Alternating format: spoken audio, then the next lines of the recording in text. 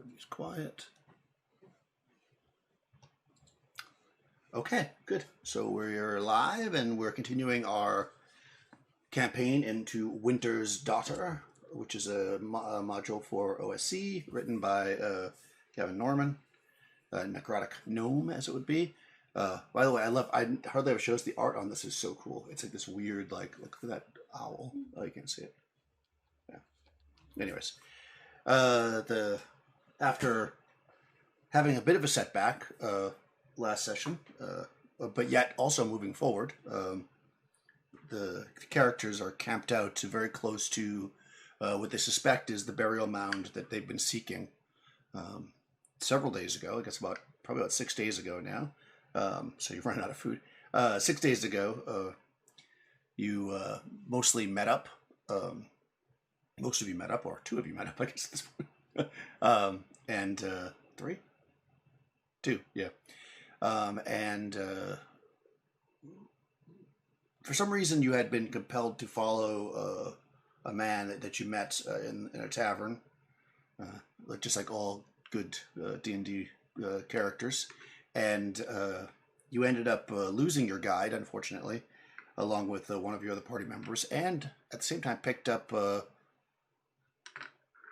man in a circle of mushrooms who's still with you, and a couple of people who are not. So as we kind of enter into the evening time, when we ended last time, you had backed away from the combat in which you fought these hooded men who seemed to be powerful sorcerers. Unfortunately, two of your party were wiped out by the sorcerers, who decided to retreat, and you are now at your campsite, not far away, as you hear the sounds of kind of a mix of ecstasy and pain, as you can probably figure that that's weird, that the woman that you had seen chained up is no more. So as you're kind of camping around, let's go through and intro your characters. Let us know what you're thinking, where you're at. And I guess I'm going to start with just as they are on the screen here. So, Piratessa. How's Piratessa doing right now? Well, not great. She's been better. After her costly mistake of flinging fire at the Droon, she's hurting pretty badly. Her left arm is going to be useless for about the next 2 weeks. And her back is very sore. It's been scraped by the dolmen that fell and unfortunately scattered Tom to the four winds. So her back is she'll be tired for next week or so. But she's still here, and she's learned her lesson. She's learned a few things, and she is discouraged, but not completely without hope. So that's where she is right now. Okay, that's not a bad place to be, I guess. How about our Adrian? The man known as Smiling Adrian gets up from his seated position. He has his cloak pulled around him, which usually is down, where everyone can see his smiling face. But he has his cloak pulled up, still contemplating over the events that have happened. He looks towards Piratessa and he doesn't say anything. He sees the pain that she is suffering from. Then he looks over towards Bjorn and hoping that he has returned enough to his senses, enough to treat them as the friends that he tries to be. Then he looks up towards the sky, the morning sky, and he goes, "Life is for the living, death is for the dead. Let life be like music, and death a note unsaid." That is Smiling Adrian, the thief/merchant. Nice. And poet today. Nice. Okay, so Bjorn. What's Bjorn thinking as you're kind of gathered around here? Bjorn is feeling confused, conflicted, and saddened at the same time. He looks as if some kind of magic has befuddled him and preventing him from really truly feeling what he should feel. But with wide eyes, he looks to Adrian and Puritessa's mangled arm, and he lets out a sigh and says, "This adventure, it may claim all of us. I just don't know anymore how this will end." And that's Bjorn Wolfson. Excellent. All right, yeah. So as you're kind of somberly sitting around, the sky is lighting up at the end of the. I guess it's the morning. Probably you're kind of preparing yourselves.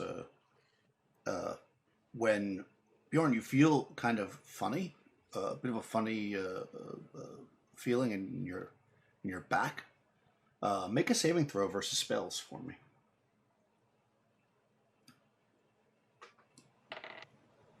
15. Yeah, he makes it.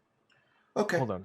So I think that's a success. Give me 1 second. that feels right. Is You're it fine. is it save? Save versus spell. Yep. Actually, that's a failure. You should have Oh, rolled okay. 16 all over. Yep. All right. And you feel this like incredibly ache come through your back, like you've got like this cramp, and you probably fall to the ground even, and you're going to take just temporary 3 hit points of damage. Temporary damage heals back really quickly, so probably don't have to worry about it. And as you kind of collapse down, suddenly standing behind you is Crystal, who's standing behind him, and what's going on? Yeah, stepping out, basically from his back, is this sort of tall woman with long black hair. She sort of looks around and then looks back to the group, and she says, "Okay, this isn't what I was expecting to find."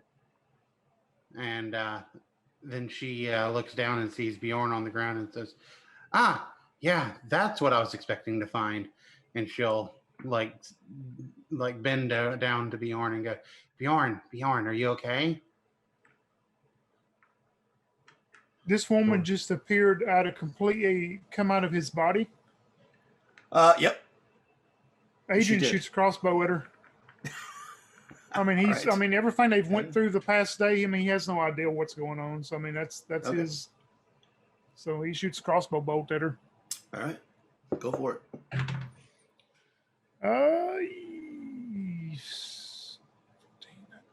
21, I believe, with all the modifiers. Oh, right. I forgot we're using my system. What is your AC? Because it'd be short distance, right? Yeah. Yeah. So 15 on the die plus 5 plus 1. What's your AC there, Crystal?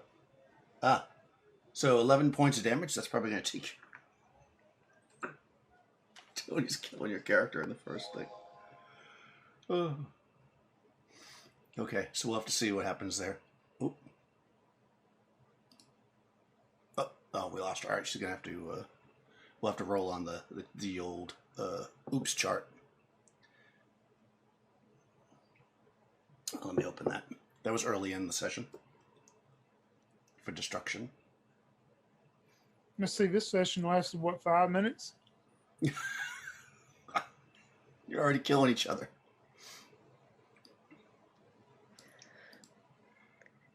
Okay, let me find my chart there while we're waiting for her, Crystal to come back. She might have popped out again. Let's see. Send her a message on Facebook.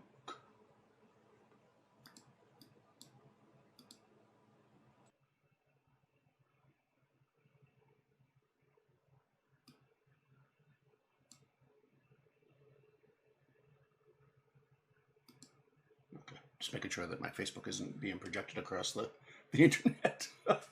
Nobody wants to see that.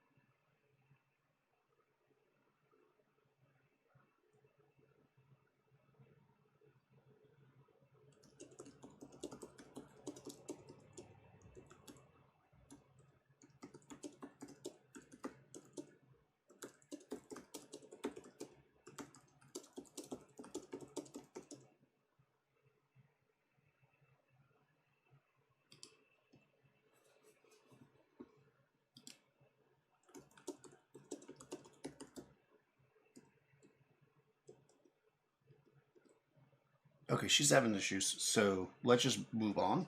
When she pops back in, she will. You shoot this bolt, and it seems to go through a phantasm. But Bjorn, as you look up, you recognize who the phantasm was.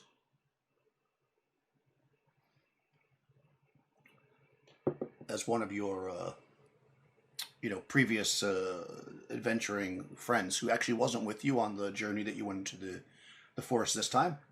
You had hired some mercenaries because they weren't around, but this is actually a trusted friend of yours. But she seems to have, she seems to be phasing in and out.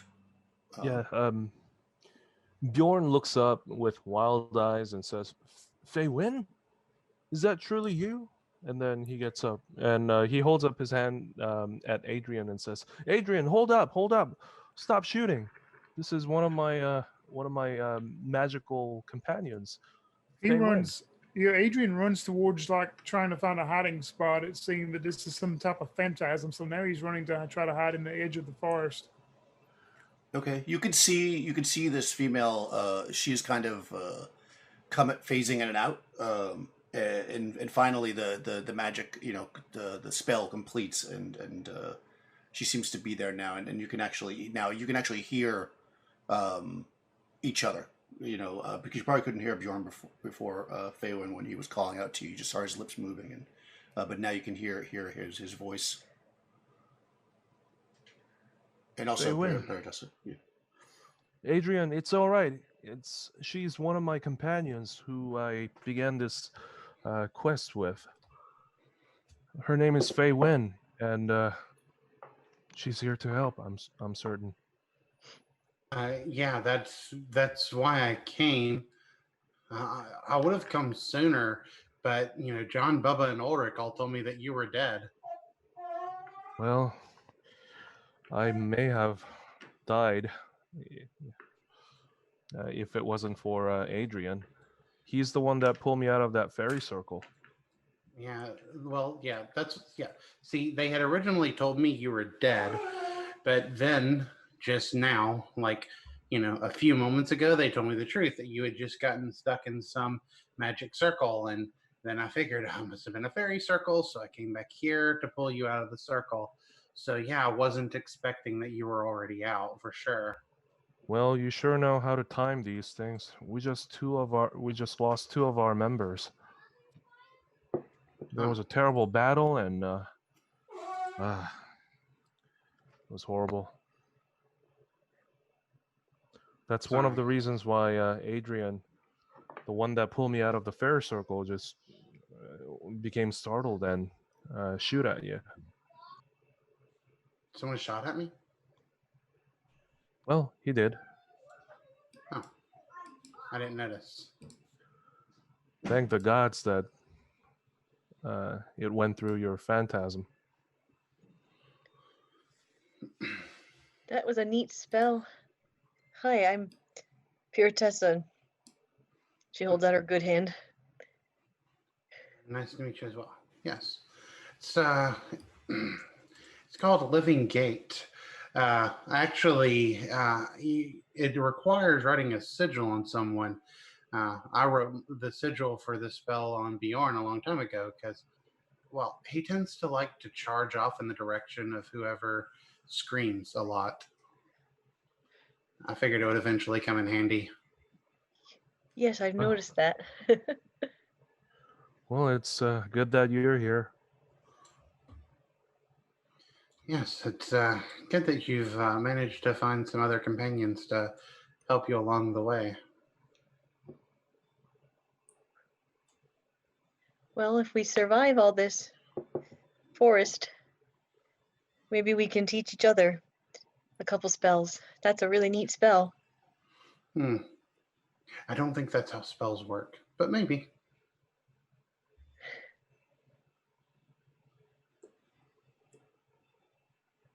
Well, may or may not be. Yeah, you can the sky is kind of this deep blue as the morning is starting to break.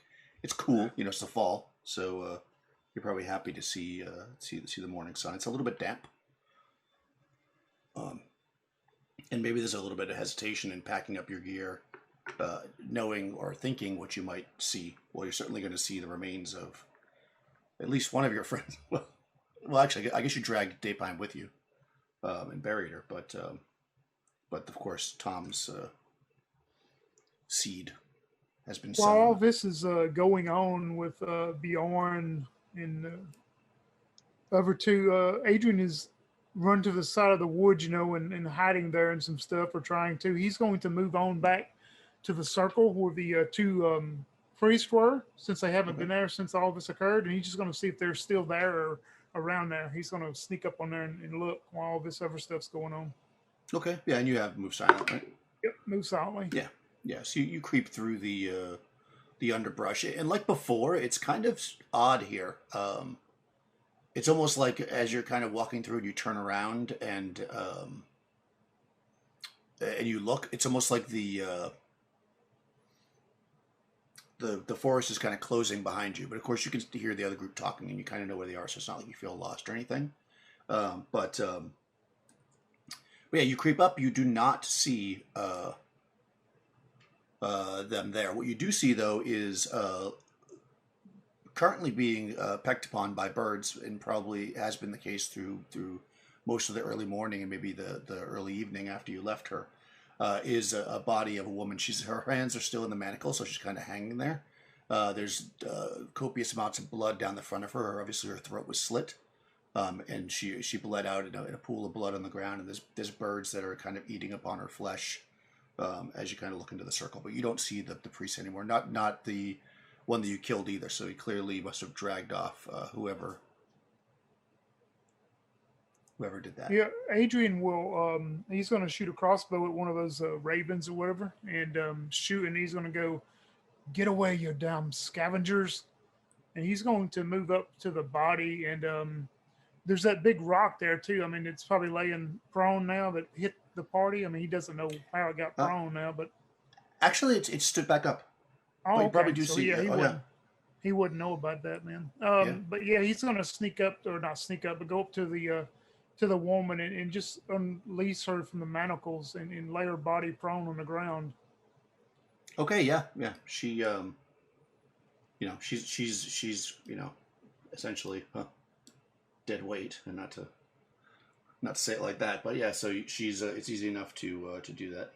Yeah, because to him, that's a sign of enough respect. He didn't know the woman, but he knew that she did it willingly, so he just does that, and he'll walk back the trail straight back to the party and just pull his hood back as he comes in, and he goes, "Well, have we had enough of the magics and things that people just appearing out of thin air? I mean, should we try to make the best of this day?" Well, I mean, I don't know if any more people will appear out of thin air or not. Well, I actually didn't appear out of thin air. Also, Bjorn was a living gate. Right. Oh, that means nothing to me. You appeared out of thin air is good enough for me. But anyway, Yes, let's do what we came here for. Pure Tessa, are you feeling up to it? Your arm's quite mangled. Well, we'll see what happens. I can't use my staff, but I'll travel towards the back and do what I can to help you all. Just be Can you- cautious. can you still burn things even with one arm? I absolutely can still do that, yes. Well, that should be enough. Let's hope so, Adrian. Let's hope so. All right, Adrian and myself, we're gonna take the vanguard. You guys take care. Don't get yourselves hurt. I'm confused. Does the hooded one like magic or not? He does not. We were just devastated by a couple of these drones who devastated us with magic. Interesting. So yeah, I'm ready to go. I gotta get my mind out of this. Speaking of that, Bjorn, if you was to see your robed friends again, are you still feeling well about them? Well, he didn't attack us. Well, he didn't kill me. Gave me a chance to run and leave in peace. So, I don't know. I feel conflicted. I don't know what happened there. Well, I know what happened to you, but as long as they're not your best friends anymore, I guess we'll do okay. What happened to the woman that was there? The woman is dead. Damn. The woman gave herself willingly to what she believed in her heart and her soul and her mind, and that is life.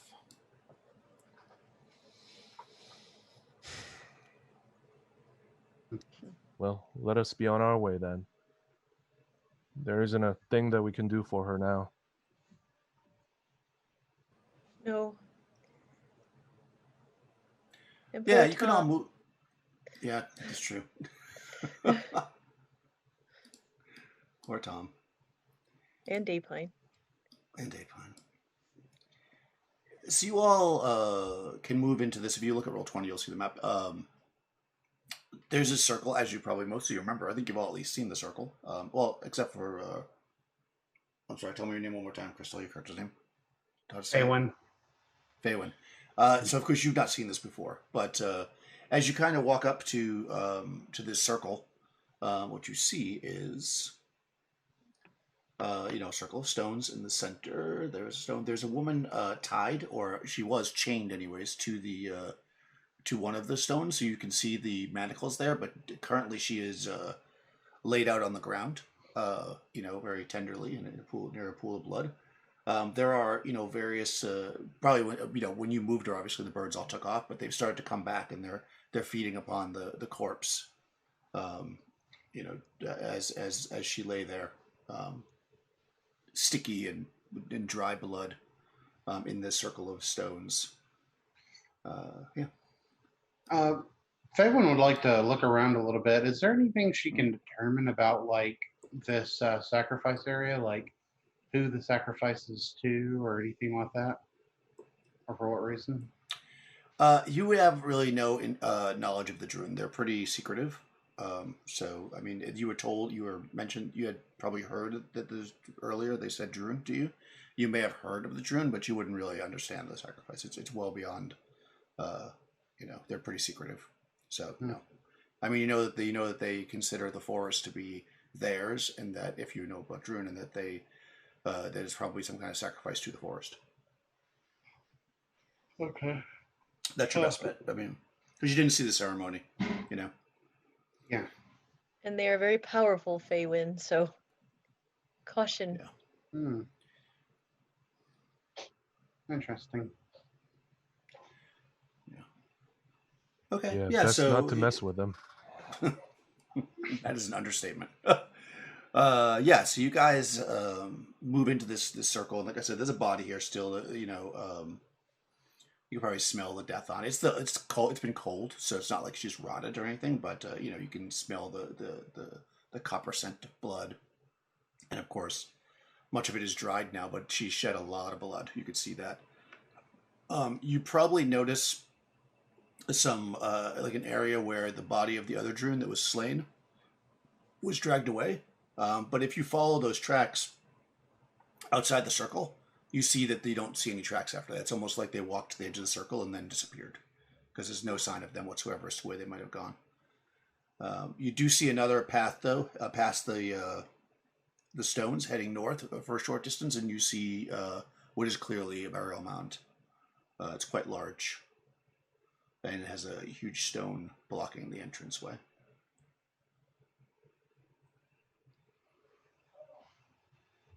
Is this where your sword lies, Bjorn? I believe so. This seems like the tomb that I was looking for.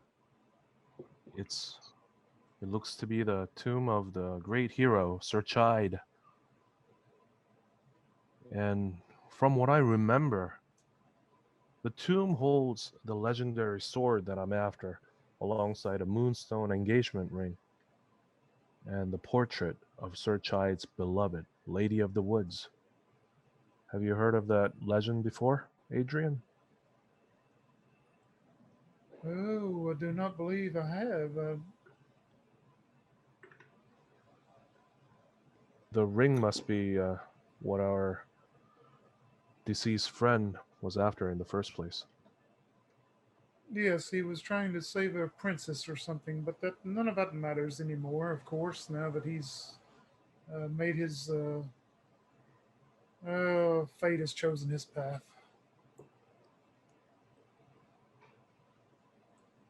Well, should we go into this tomb? I think we should. We are still looking for the ring, at least I guess I am. Yes. We did promise you long ago, Bjorn, to help you find that sword. So please lead the way. Right. Bjorn slowly approaches the mouth of the tomb, if there is one. Yeah, so you approach, and what you see is a very, very large granite slab blocking the doorway. So it's not kind of like a door that has like a handle that you could pull. It's like literally a large block of granite that has been rolled in front of the door. Yeah, he looks around the area to see whether if there's a way that he could squeeze in, or Uh, at the doorway, no. I mean, do you want to walk around the whole mound, or you just if you check that area, you would think that you could probably move the stone, but it would likely take all of you to do it because it's quite heavy. Or of course you could break it or whatever if you have tools. yeah, Bjorn's gonna say, "Hey, there's a big granite over here. I don't think we can go inside easily, unless we want to all pitch in and try to move this thing. Should we look Well, for a different?" I have a question for you, Bjorn. Your good friends that you made yesterday in the circle. Did they say anything about this to you? They did not speak of this to me, but did they say anything about they use this burial tomb themselves, or? Well, they didn't really tell me anything. You were there, Adrian. They just Well, told me that we should leave. So I thought they would, they just wanted to be left alone. yes, that is true. Why is that guy my best friend? I still don't understand. And he scratches his chin. It's okay, Bjorn. You're back with us now. No Yeah, need to understand. yeah, but he's a swell guy. Mm-hmm. Sure is. He nods. And he walks around the mound to see whether if there's a entrance aside from the one that he was looking at. Oh, sure. Yeah. So you wander around the mound itself, and actually, as you approach the more northern part of it, so the very top of it, you see. Dun, dun, dun, dun. Let's see if I do this correctly. Ba-ba. You see, there's a hole in the side. Adrian, come over here. I see a little hole here. Would we be able to hear from how? I mean, this. Yeah, Hear that's him like from, yeah. If she went by himself, I mean, you're looking at what's the scale here? Yeah, that's like 60 yards away, so you can definitely hear him. Okay. Yeah. Well, I'm on my way. Piratessa and I believe Phantasm Lady, you said your name is Faywin, correct? Yes, that is correct. Please, let's go see what your friend Bjorn found. So as you're looking at this thing, it's clearly some kind of maybe some kind of animal made the hole. It's not like carved out, perfectly in stone. Like it doesn't look like an entranceway. There's no stairs or anything. It's like literally a hole. It's only about 2 foot, diameter. So I mean, you could squeeze through, but you would be squeezing through. And it seems like it drops down into goes at a slight angle down. It's certainly climbable, but again, not without being on your belly. Bjorn, you know what happened to the last person who wanted to climb into a dark, deep hole? No. Yeah, he never came out. Yeah, this is not for us. Well, You're probably right, Adrian, but real quick, Bjorn, who's your best friend again? My best friend? Yeah. Fei Win, of course. Then he smiles at Fei Win. She smiles back. All right. But you guys are all very close behind. You're the ones that I trust my life with right now. It's just funny because when we were in the front of the burial mound, you said your best friend was that swell guy. Yeah, but the funny thing is that I don't even remember his name. He does seem like a swell guy, but you know, I don't know. I'm getting a headache. I just don't understand. Let's not talk about this anymore. Okay. And I'm gonna kind of go to Adrian and say, just watch him. I'm not sure if he's still under some kind of influence. Yes, I do believe he is still influenced from that magic that was cast upon him. But yes, maybe we will not address that man again. I hope we do not see him. I hope. Yes, I've also fervently hoped that as well.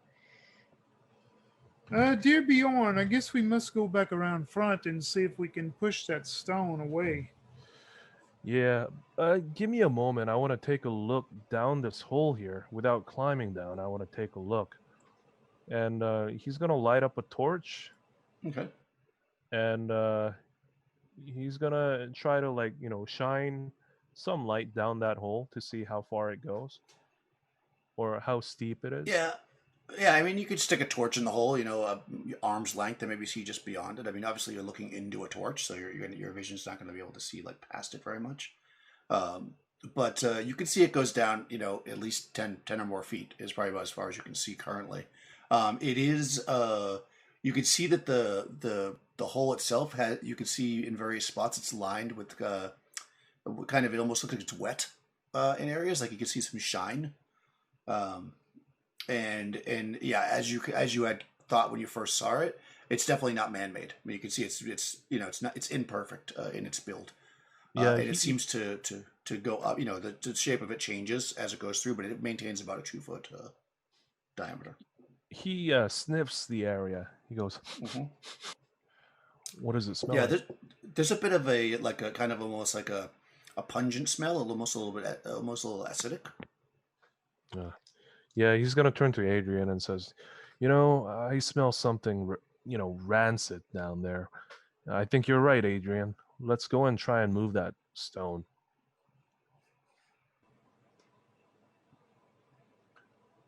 Yep. Yeah, you circle back around the front. Fair Yes, enough. Yep, go ahead, Crystal. You said those men were Droon, right? Yep. I rolled for my languages and I actually got Druinic and Woldish. You can't have that language. You can't have that language. It's only okay. spoken by the Droon. Yeah. Okay, well, I'll roll that one again. Yeah. I mean, there's only a couple languages you can actually have if you look at it, because a lot of them you can't speak at all. They're just the languages of the area. Oh, Yeah. okay. Yeah. So, yeah. If you have 2 extra languages, it's probably Old Woldish, and maybe you could have Sylvian, but everything else is going to be very difficult for you to speak, actually. Oh, I guess you could have Liturgic, too, if you want to speak the religious tongue. That's not forbidden. It's like speaking Latin. I'll just do Sylvian, that's fine. Okay. That'll be useful, I'm sure. It's the language of the fairies, and you are in the forest. So we're back at the entrance, right? Yep. Yeah. Yeah, sorry, I should have said that, Chris. The Druids are very special. Like you can't have knowledge about them is very limited until you get deep into the forest. They're like a huge part of this campaign, so you can't just know it. Yeah, you come around the front. It's big. Essentially, it's going to take mechanically. It's going to take a +4 total in strength bonus. So have you got that? +1. Okay. Yeah, I got +1 too. I'm at -1 after my ordeal. Oh no! Because I lost 2 points of strength. So. Yeah. Looks like we are out of luck. Have you got 2 points of strength there, Crystal? I have a strength of 11. Okay, so no. You could just use some kind of a device to move it. Obviously, it will just take longer. Yeah. So you can't just push it out. You're gonna have to make a wedge or something, or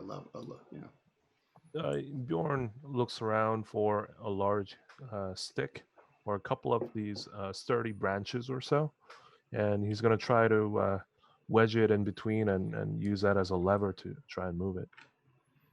Okay, yeah. I mean, you definitely could do that. Go ahead. Let's see. Well, I have some iron chain here.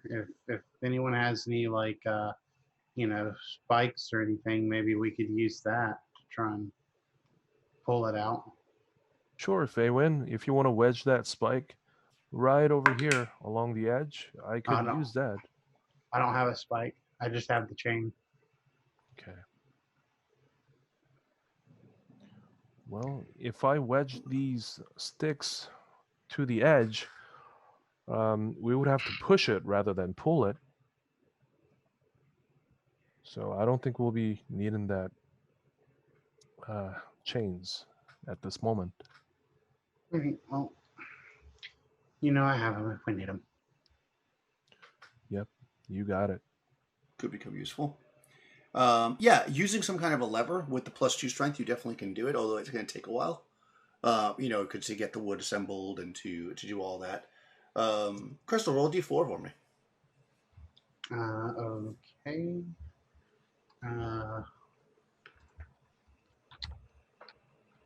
1d4. 4. Oh, interesting. So you're you wedge this these small trees that you cut down into this large stone, and all of you get together. Probably not Protessa, because you'll hurt the effort. You wedge this thing with some strength. You have your gear all on the ground. And you push it, and the thing rolls. And as it rolls away, and you see like a gap of light, all of a sudden you're kind of like set like you kind of like step back because something jumps from within. Although it just passes you, so it doesn't like attack you or anything. It just jumps past you. And then it stops like about 10 yards away and turns, and you see that it's this really huge toad. It looks very familiar to Paratessa. Oh no! And it looks at you and it says, "Betrayal!" And then it leaps off into the woods, and then the stone rolls out of the way, and you can taste almost the must and dust coming up through the hole in the ground. As you look down into the gaping opening that would be the tomb. And there are stairs in front of you. We all saw that, right? Everybody saw that, yeah. Yeah, that was odd. I've seen that before. This is Dolanwood. I've seen that before. It leads to terrible things, so I would recommend we just let that toad go on its way. Yeah, but I heard it croak betrayal. Yeah, it did that before. That's why I followed Tom into the Droon circle. Maybe that toad works for the Druins, which wouldn't be so bad because they're swell people. Well, let's light up a torch and see what lies forth. Oh, yes, I have a torch.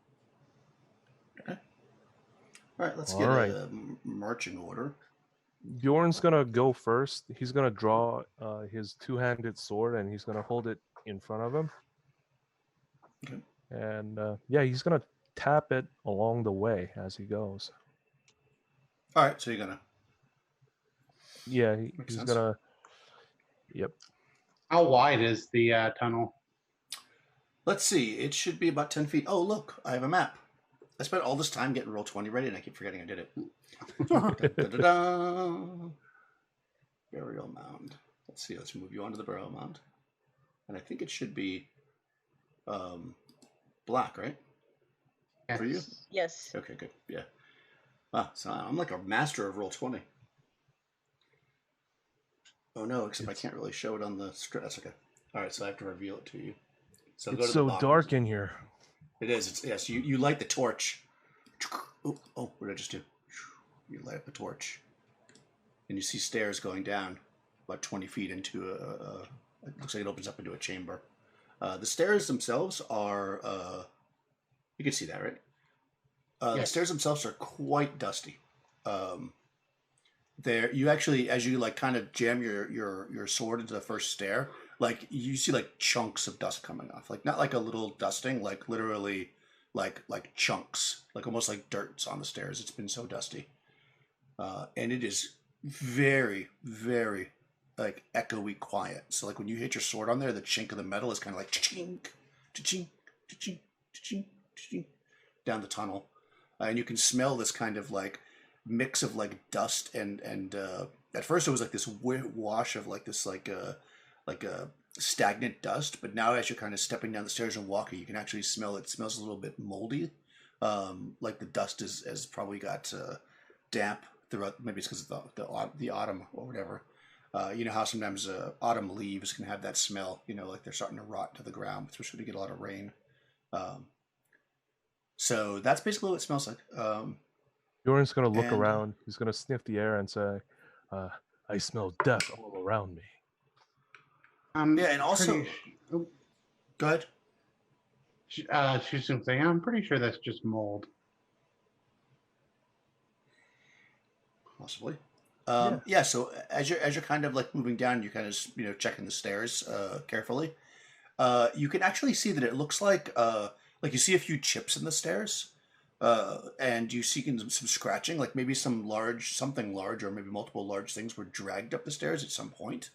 But obviously in the far distant past because the dust is so heavy. Yeah. And you make your way down. Phelan is gonna be like behind Bjorn, but like kind of like pretty much right behind him. Like she's trying to like hold the torch so that he can see as well. Okay. And then where are the other two, Adrian and Paratessa? No, I guess Adrian's going third then. Yeah, Okay. I'll be in the back. Oh yeah, safety in the back. So yeah, you bring the torch down. You kind of come down into this room that is basically a square. It is about 30-foot square. As you can see, there are 4 kind of pedestals in the corners. They hold the following things. Let's see. There are plinth pedestals in the corner. They are kind of as you kind of bring in the torch around, you can see that they're covered with like kind of like almost like a hairy mold because it's so moldy down here. Tom would be in heaven.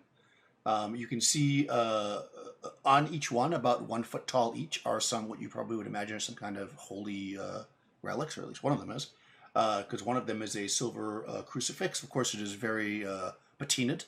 But it looks like, without really examining it, it looks like it's quite valuable. It's very thick and made out of silver, clearly.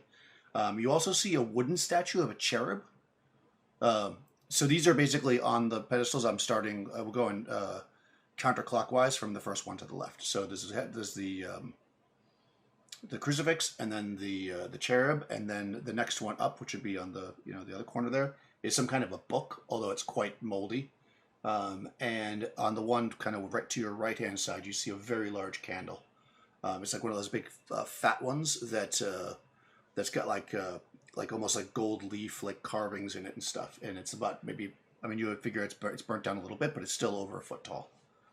How big is the crucifix? About 1 foot tall.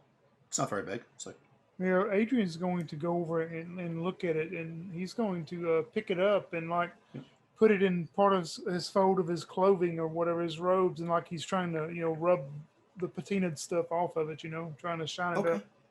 Awesome. Yeah. So you're neutral, right? Yep. Okay. So yeah, you step into the room. Well, I guess by the time you get in there, the other two are already in there as well. So you step in the room, you start heading towards this crucifix, and all of a sudden, all 4 items start to shake violently, and they fly up in the air, and they are attacking you. So yeah, let's roll initiative, and I guess Adrian, since you were making the move, you can roll for us. D6 for the group. 5. Oh yeah, didn't ask everybody what they're going to do, but that's okay. It got a 1 anyway, so you can go first. I'm just going to go through was anybody doing melee or missile rather? Missile goes first in this one. Missile, magic, then melee. in basic. So anybody doing missiles? Anybody has a bow out or anything that wants to? No, Shoot Adrian these has put things? his crossbow up, and he's got his Yeah. 2 daggers in his hands. Okay. Was anybody want to cast a spell? I know you didn't pre-say you were going to, but if you want to, you still can. Not yet. Okay. And I do have how my about... silver dagger though, so I'll get out my dagger. That's what I'll do. Okay. Hey, Chris, you said no. Was that a no, or you're thinking about it? No, I'm not going to cast a spell at this moment. Okay, perfect. And I know that our fighter cannot cast a spell, so I'm assuming you're doing melee since you have a two-handed sword in your hands. Okay, so I'm just going to go in order just so it's easier for me. Paratessa. So you see these 4 things coming at you. A small wooden statue of a cherub. It's like, help me. And then there's a crucifix. It's like, and then there's a holy book that's like flapping its things and mold is flipping all over the place. And a candle, which somehow has lit itself now. So what you want to do? Not much I can do right now. I mean, which one do you want to stay? Are you not attacking anything at all? No, I if they're coming at me. If they're coming at me, I'll try to knock. Yeah, I mean, you could back up as well. I didn't give that option, but you could obviously go back up the stairs before they get to you. Yeah, I am going to back up a bit. That's what I'm going to do. You can do that. That's fine. All right, so Adrian, you got 2 daggers out. These things actually heading towards the crucifix. Yeah, he's going. He was headed towards the crucifix, so he sees all of this happen, and he's just going to flip the blade back around where the handle is out towards his crucifix, and he's going to try to hit the thing with the, because he doesn't want to damage it anymore, so he's going to try to hit it and knock it to the ground. Yeah, smart. Okay, go for it. Oh man, 8. 8. No. Yeah, you swing it. It kind of like comes at you, and you see, the saint that's on the crucifix starts yelling at you. He says, "Who are you to come here and rob a tomb? You know that's a sin." And how about? Oh my God, Crystal! I'm sorry, I keep forgetting your name. Faywin. Faywin. What's Faywin up to? I mean, she has the torch. She's gonna back up towards the stairs, and she's gonna, just, try and like keep the torch up so everyone can see. But she's definitely like hanging around the stairs. All right, you're not gonna try to attack any of the books. Mm-mm. Okay. All right, Bjorn. Book / cherub / crucifix / huge candle, attacking and scolding you for being tomb raiders. He's going to answer the book and, the statue and says, "My name is Bjorn, and I've come here for, after a vision. I'm here to find the sword, the whistling razor." And if any of these things fly close at him, he's going to try to bat it away. Okay. With the sword. Yeah. Okay, let's see. I'll just roll which one. The third one. So the holy book comes at you. Okay. And he mumbles, I really miss Enoch. And that is, this is supposed to be pretty massive. One moment, guys.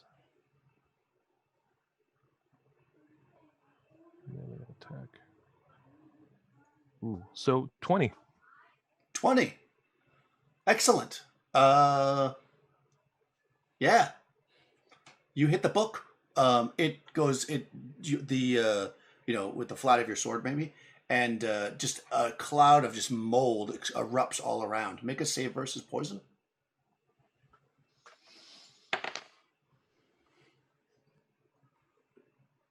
Makes it by 2. Okay, perfect. So you're able to go, and the book just falls to the ground. The page is all torn out, and you can see that they actually kind of start to flicker and slowly start to burn on the ground. And as it's burning, the book is like, "I know what you did. I know what you did." Now it's their turn. So the crucifix is going after Adrian with a 2. Is not going to hit anything. And I guess the other 2 things could go after. Well, I don't think that a wooden cherub will go after a torch. So that'd be pretty or a candle actually. So they're going to go after Bjorn and Adrian. So the torch is going. The statue's going to fly after Adrian as well, and misses. And the candle flies at Bjorn. Oh, actually, that's a 19.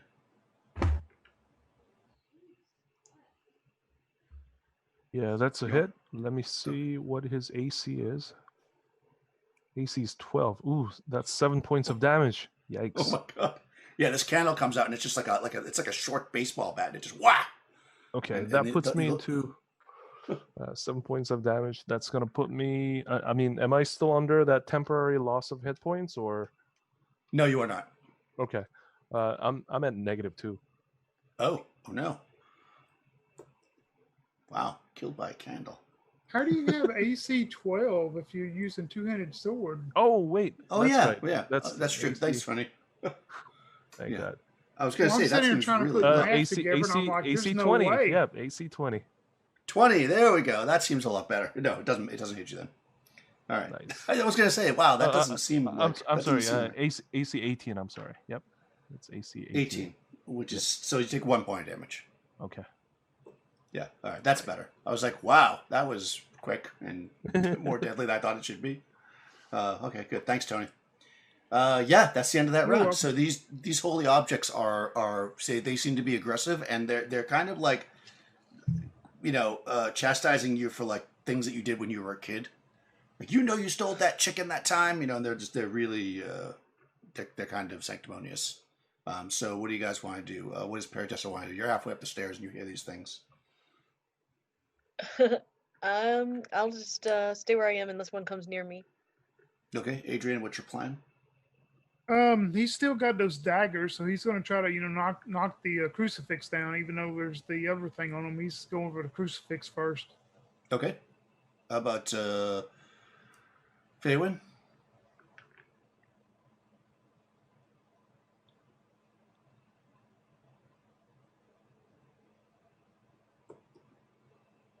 Faywin?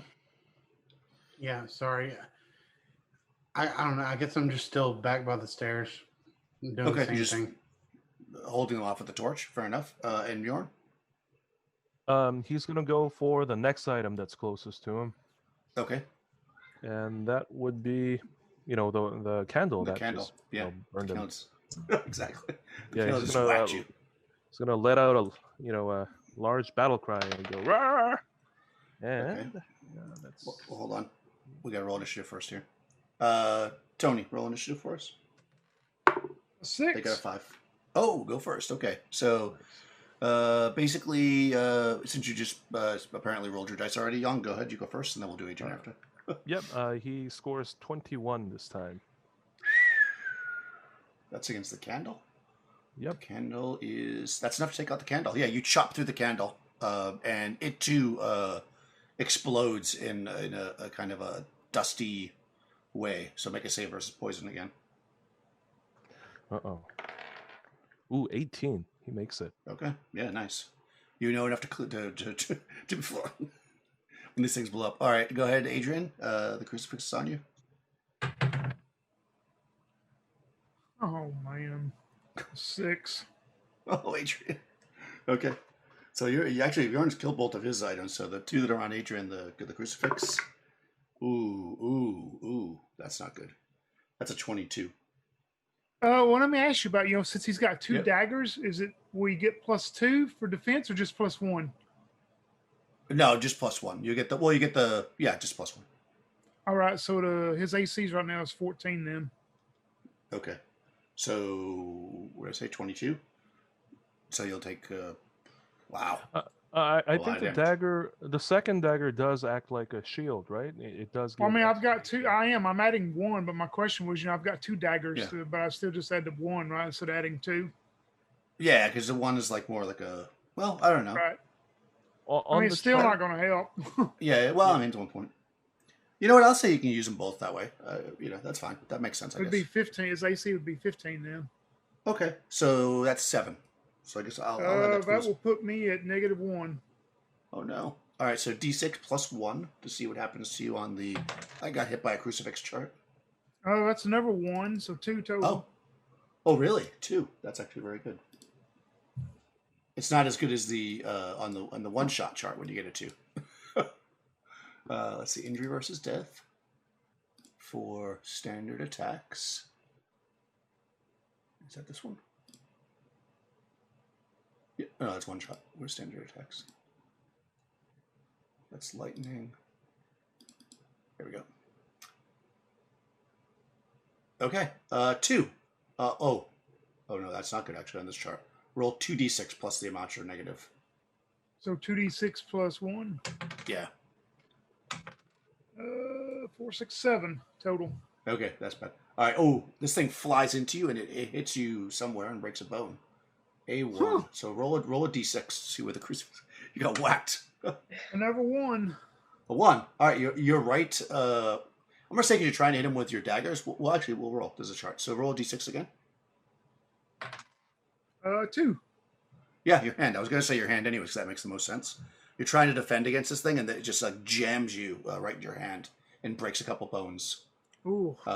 Yeah. So you're not going to be able to use that as your if that is that your primary hand? Yeah, right hand would be primary. All right. So you're going to be -2 on your 2 hit rolls until that gets healed up, which is going to take a few weeks. So certainly for this adventure. Yeah.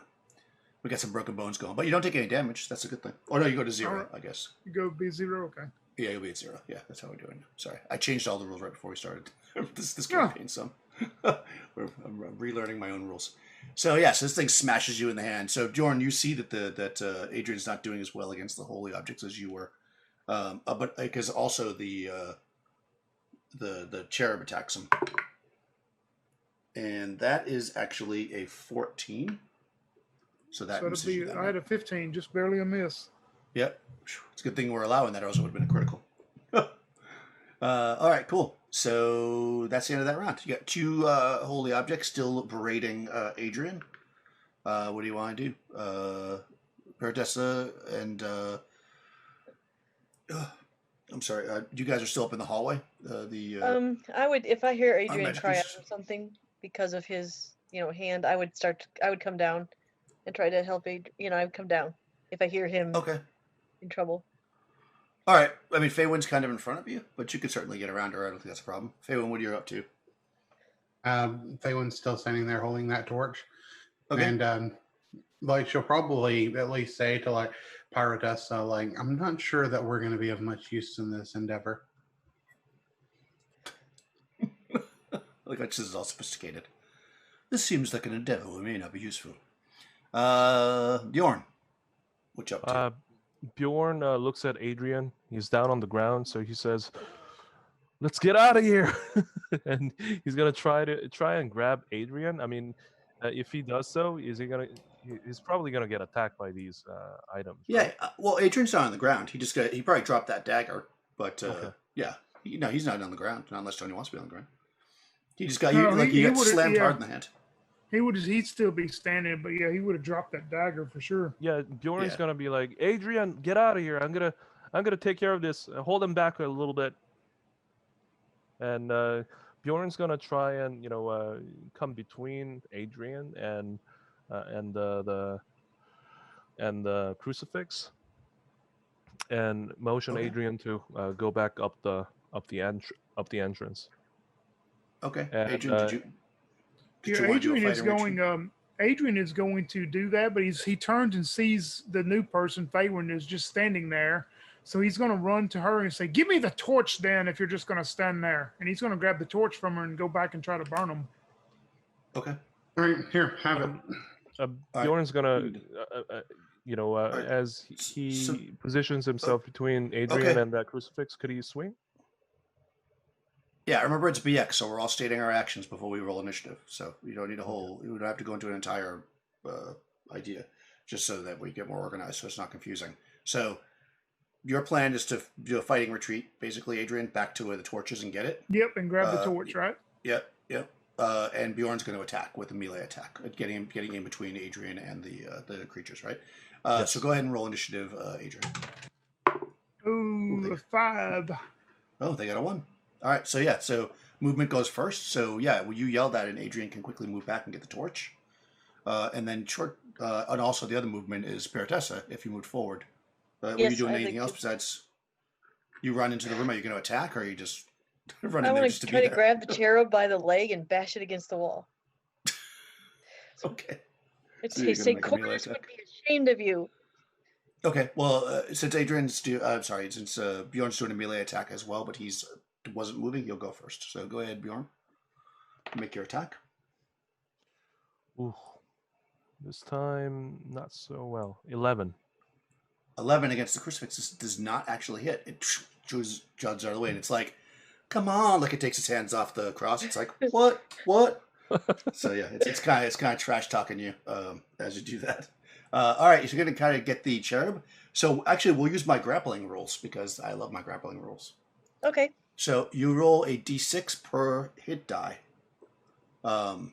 And since you got initiative, oh no, somebody attacks, so you don't get that. So it's basically you're first level, right? Or are you second level? I'm for only first level. Okay, so go ahead and roll d6 against its d6. Okay. It got a 3. I also got a 3. Okay, so you try to grab it, but it's like whoop, and you can't get your hands on it. But that being said, it's not going to be able to attack because it's involved in a grapple with you. So at least you prevented it from doing that. The crucifix, though, that's talking smack, is going to go after Adrian now. Ooh, 17. That misses you, right? Because your armor is 18. Adrian? Oh, I'm sorry, not Adrian. Sorry. No, I said Adrian, but I meant Bjorn. Sorry, because Bjorn stepped in front. Yeah. Bjorn's AC is 18. Okay, yeah, so you step in front, and this thing's like flying past. Maybe it's attacking you, maybe it's attacking Adrian. It's attacking you, but we'll just say maybe you thought that, and you whack it with the side of the sword, and it flies against the wall and kind of, it almost cracks, but it doesn't take any damage. It just gets deflected out of the way, and it's like, what? And yeah, so now we've got the cherub that's kind of standing now with the fists like this in front of Paratessa, and the crucifix is like kind of doing that thing where it's like, come on. It maybe spits on the ground or something. Yeah, so what's everybody doing? Paratessa, what are you going to do? The crucifix is on the ground in front of me or floating? I missed No, that. the cherub's in front of you floating. The crucifix Sorry, the is kind of near Bjorn. Yeah, if it's just wooden, I still want to grab it and try to smash it. All right, yeah, you can definitely do that. All right, so Adrian, what's your plan? You have the torch now? Yeah, I'm going to run back up with the torch and try to, burn the crucifix. Okay, nice. Wow. Hope my mother's not watching this. Bjorn, what's your plan? Bjorn's gonna swing at that flying crucifix again. He's gonna try to hit it out of the park. All right, and Phelan, you have now Missile. been detorched. Oh, you're going to do a missile attack? Awesome. Mhm. Okay, cool. So let's roll initiative, Adrian. 2 for the creatures. 1. Oh, they finally won initiative. They get to go first. All right, well, you were trying to grapple the cherub. The cherub's going to grapple you. It's like, so you're about to get slammed at possibly. So roll d6. Well, got 2 though. That's when I say you, I mean Tessa. Oh, okay. Roll d6. Yep, a 2. Oh my god! Yeah, you guys cannot. You're like, what? It's like 2 people that aren't good at fighting. They're just like not able to get near each other. Well, I a am, my one hand is, Sure, that's why. I mean, it's also a 1 foot tall wooden cherub. I mean, it's not much of an excuse. And so the crucifix is flying at Bjorn and misses with a 14. So once again, I think Bjorn's closest to it. So go ahead, Bjorn. You can attack the crucifix first. All right. He's gonna yell out a battle cry and swing. And I rolled 26. Oh wow, yeah. You whack it with the with the flat of your sword, maybe, or maybe not. Who knows? Either way, you hit the crucifix. It flies against the wall and boom, and then it falls to the ground, and then it's no longer moving. And when you look at it, it doesn't look like it ever moved. Like the arms and stuff are properly connected. And he says, "Where's your trash talk now?" yeah, I think missile was supposed to go first. Who were you throwing a missile weapon at? The cherubim. All right, perfect. Okay, good. Sorry, I missed you. Go It's ahead. fine. 19 to hit. I take my silver dagger and throw it at that cherubim with a 19. Nice. That, I believe, hits. Let me see. Let me find my chart here. Let's see. Its AC is So that does that much damage, and it has how many hit points? That many. All right, yeah. You throw this. It's like talking smack, and you can't quite get close to Paratessa, and this dagger flies through the air. The torch held by Adrian is kind of like the light from it sparkles off this dagger as it whips through the room, stabs into this wooden idol, and it falls to the ground and like breaks. And all of a sudden, it's dead quiet again, except for the flickering of the torch. Adrian is going to move up to the crucifix and pick it up off the ground and go, "Oh, you bad boy, you are mine now," and put it in his cloak. Okay, yeah, you definitely do that. It does not attack you again. And he'll get his dagger too that he dropped, of course, and put it back on his belt. Yeah, Faywin's going to grab her silver dagger, and then she's just going to look at Adrian and say, "Maybe we shouldn't touch things before we investigate from now on." He doesn't reply. It actually attacked him before he got a chance to do that. But yeah, just so that was clear. I mean, they came flying as soon as you walked in the room, basically, as soon as you started walking towards it. But I will say this, Adrian, or if you want to like wrap up your hand or whatever, you could still get the defensive bonus for the dagger by just holding it there as kind of a defensive thing. Yeah, he'll do that. He, if it takes time, he'll sit here in the room while we're, and do that. Wrap his hand up. Okay, yeah, you can do that, and you can still get the defensive bonus. You just will still have the -2 to hit though, because you're using your offhand. Okay, so the dust is settled, so to speak, in the room. Excellent job. Oh yeah, couldn't even grab a wooden cherub. You needed Feywind to back to she backed you up. That's good. Yeah, thanks. And I will say thank you to her. She would turn around and smile. Thank you. Faywin nods. So in front of you, you've got this large wooden double door. Stone double doors. They seem to have some words carved into them. In addition, now that you're in the room and you can kind of see, as you kind of show your torches down the space, you can see that... nope, that's not correct. You see a random slice right there. You see that this goes and opens up into a room, as does this. Faywin is going to take another torch out, and if Adrian will let her, she's going to light up that torch using his.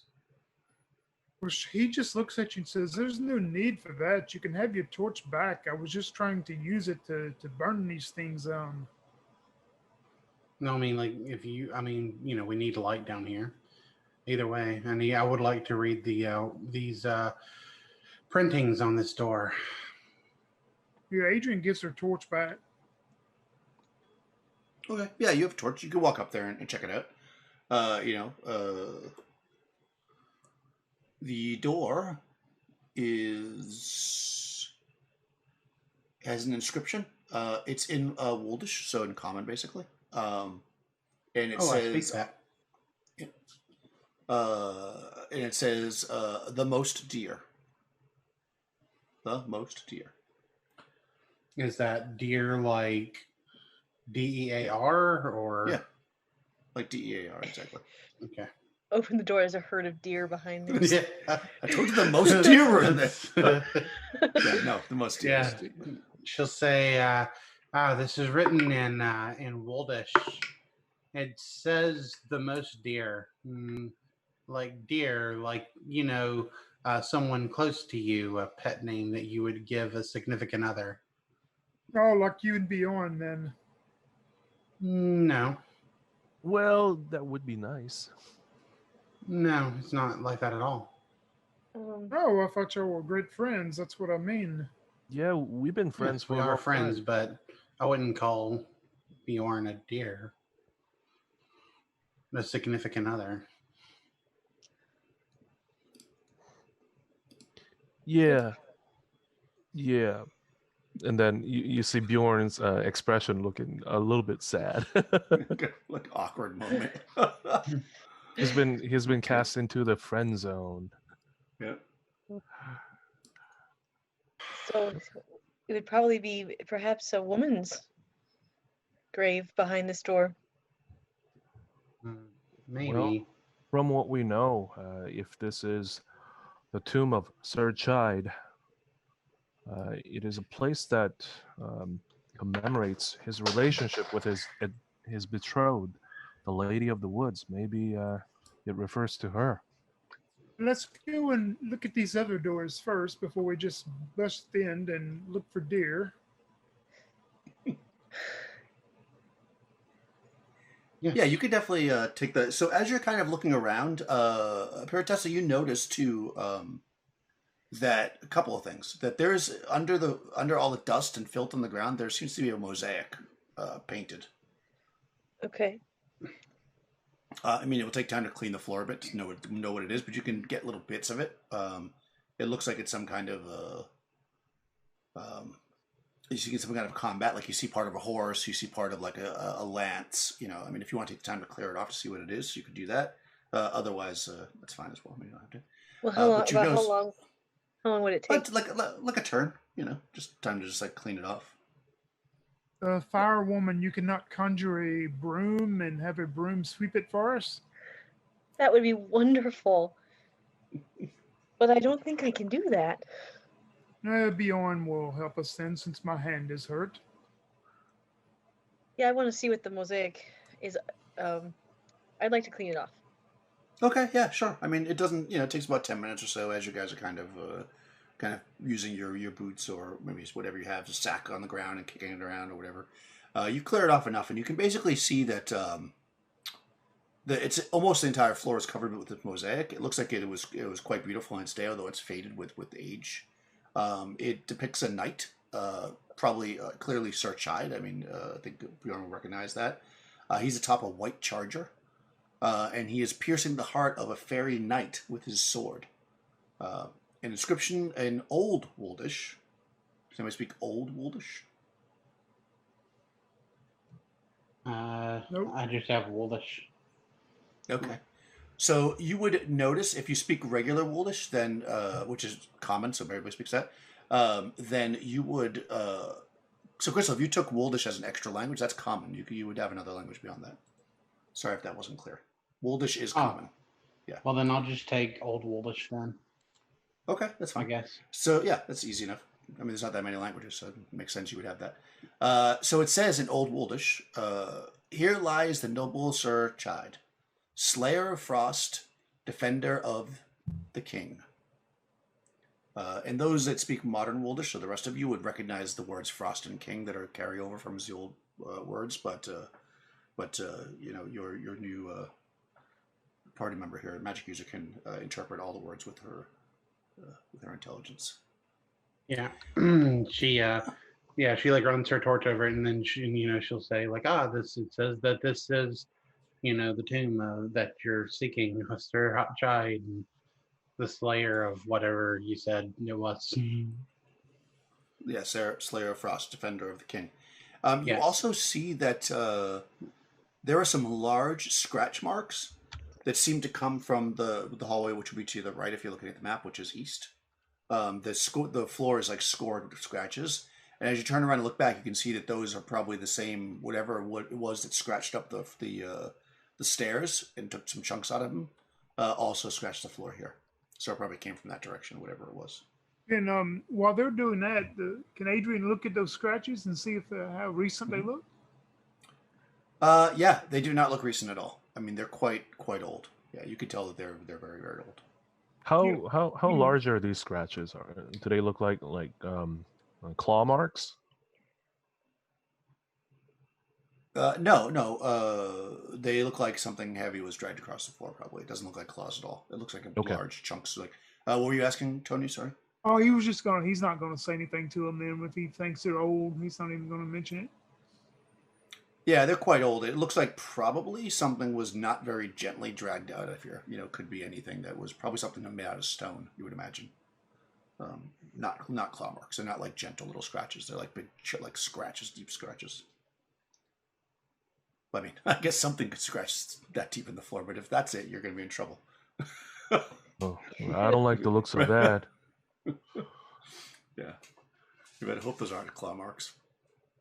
Aside from that, the room is more or less empty. Of course, those holy objects, all of them except for the crucifix, were kind of junk once you smashed them. Even the candle, it like broke itself on Bjorn's head. But the crucifix, as noted, is silver and can be polished up. Let's see. So yeah, did you want to explore the door to the north, or go to the east towards where the scratch marks come from, or to the west? Bjorn points to the west and says, "Hey, Adrian, should we take this way, or which way do you Well, want to isn't go?" that the lady with the deer, isn't it? No, deer's to the Yeah. north. Here's to Oh, the north, north. yeah. Okay, I thought it was west. Oh, dearest. Yeah. Okay. Well, if Sir Chide lies over there, maybe we should go north. Oh, Yeah, it makes no difference. Sorry, Yeah. just so it's clear, to the north are two huge stone doors that have an inscription that say the most dear on them. To the east and west are just passageways that seem to open up into rooms. Well, if they're just open passageways, Bjorn, we probably should check those first to make sure nothing comes in behind us. Yeah, good idea, Adrian. Let's take a look at the west, and he points to the left. Left? Okay, sure. Fair enough. That's always a good idea, I suppose. To go to the left. Maybe. Let's see. Got to clear it and roll 20. In truth, I'm just afraid to encounter whatever that dragged a body or a heavy object to the east. Right. Okay, so this opens up into a room. Let's see. That seems pretty good. That's enough for you to see. There's a statue in there, obviously. You can see that, right? Yep. Yep. I'm just making sure that it's seeable on roll 20. All right, yeah. So this is that room 6? Okay, so there's a statue in the corner of this round room. It is standing on about a 3-foot tall, but 1 foot tall by about 3-foot diameter little like pedestal. Basically, the statue is life size. It's a little short. It's probably like just about 5 foot tall. A female. She is has long flowing hair. It's made out of white marble. I should probably say that. It's a white marble statue. Long flowing, beautiful hair. In the center of her brow is a star. Across her eyes and kind of part of her face, like from just above the lips to just below the brow, she has like a cloth wrapped around and tied. It's a black cloth. She has one hand kind of like slightly behind her in a dainty fashion, and the other one is like, put her fingers to the lips, kind of like, be quiet kind of look. And she is looking in the direction of what would be northeast. So basically that set of stairs there. Let's see. Anything else? Yep, that's all you see when you first walk in. Adrian, it seemed that she's talking about being quiet and pointing that way is going to try to move silently to that area where she's pointing towards and look down. Okay. Yeah, so Adrian gingerly walks across. You don't have the torch anymore, right? So Nope. you're not holding the torch, but enough lights kind of flickering around the room from the rest of the party entering, and you can see down these stairs. They look like they go down about 20 feet, and you see a bit of a glint down there, almost like maybe there's water down there. But it's hard to really see without going down, without actually taking a torch down the stairs. But they go down at least 20, 30 feet. Did you think there's some water down there? He's just going to stay. Sorry, it doesn't smell. I just wanted to. It doesn't smell musty or anything either. It smells actually like sweet. Yep, he's just going to kind of slink down there, like the way he sets. Kind of slink down against that wall and stay there while the rest of them look around the room in case he can, if he wants to hear something coming from up that way, down that way. I mean. Okay, fair enough. What's everybody else doing? I want to inspect the statue a little closer. Exactly. Bjorn's going to look for secret passageways. Cool. That is something that everybody can do. So secret passageways, do that first. All right. Statue. Anything in particular you're looking for? See if there's any. Go ahead. Pardon. Oh, I was gonna say inscriptions, hidden compartments on the statue. Anything that looks like it might be a moving part, something like that. Okay. How about Faywin? I was What are you going to looking look for? for like just inscriptions, basically. Any kind of writing to let me know who this is or give me a hint about something.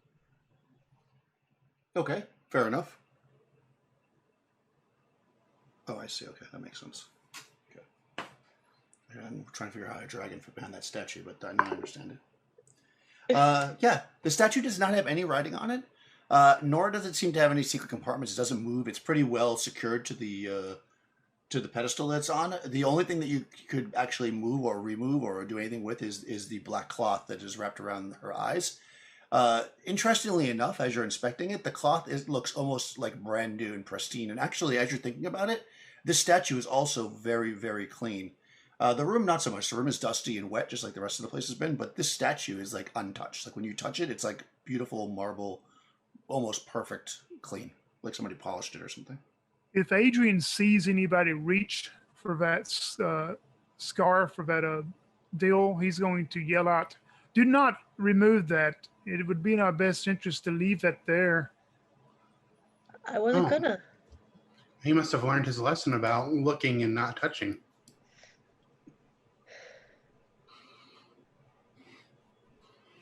Yeah, no, the statue is very clean compared to the rest of the room. So it makes me think there could have been somebody here before us and maybe still here. Or maybe there's some kind of magic about this statue. That could be too. Yes, you two casters should be able to tell us what is going on with it. Is there Can anything I? there? Yeah, exactly. I figured, yeah. What's your int? 16. Okay. Mine is 15. Oh. I'm smarter than you. You are. I mean,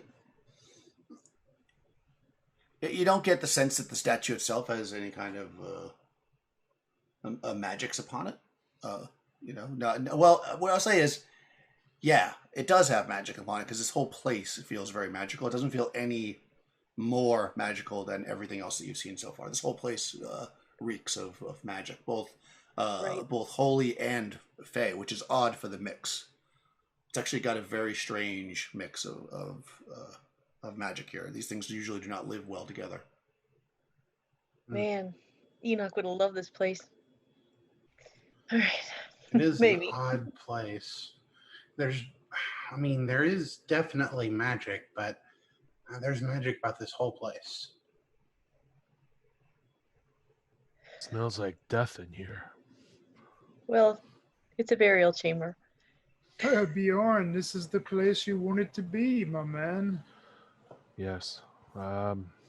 Does he find any hidden secret passages within the chamber? No. Okay. No secret passages are discovered. Well, Adrian, what do you see down there? Well, it appears that it goes down some stairs for 20 feet or so, and I see a little shimmer or glint down there. I'm not for sure. It's a very sweet smell down there. I was listening to make sure nothing comes up from there. Well, the statue seems to be warning us to be extremely quiet if we're headed that way. Yeah, we probably should check the. Why don't you look at the other passageway there, Bjorn? Yeah, see what let's you can go tell. up that way. Go ahead. Go ahead. The statue. You said that there was like a thing over it, like a cloth or whatever. Did you say it was over that person's eyes or their mouth? Yeah, their eyes. It's basically just from below the brow, so you can see that star at the brow. In fact, it's probably partially covering the star a little bit, and then it goes down to just above the lip. So it's like a big, wide cloth, covering. And then they ears, seem to be covering their mouth, and then with one hand they're covering their mouth like a hush fashion. That's correct. Yep. Okay, so yeah, she's going to point out, the thing is her eyes are also covered. She's actually not looking that direction. I mean, yeah, she does have her finger over her lips, but she's not necessarily looking anywhere. Well, let's head north and find out what we can figure out about this place. North from this room or back and north through the doors? North from this room. Okay, I sure. have an idea. Okay. All right. It's probably going to sound silly, but let's put the torch out. Heading in which direction? No. Let's stay in this room and put the torch out. Her eyes are covered up. It means that she can't see. She's in darkness. Maybe if we put the torch out, something will happen. It's worth a try. Yeah, couldn't hurt. I mean, it could hurt, I suppose, but it's still worth a try. Okay. All right. So yeah, I'm gonna like put my torch out. I have like an iron pot in my backpack. I'll just take that out and like use it to cover the top of the torch until it goes out. Okay. Yeah, I mean, torches is pretty easy to put out. You can rub it on the ground or whatever, but you can pull your pot out if you'd like.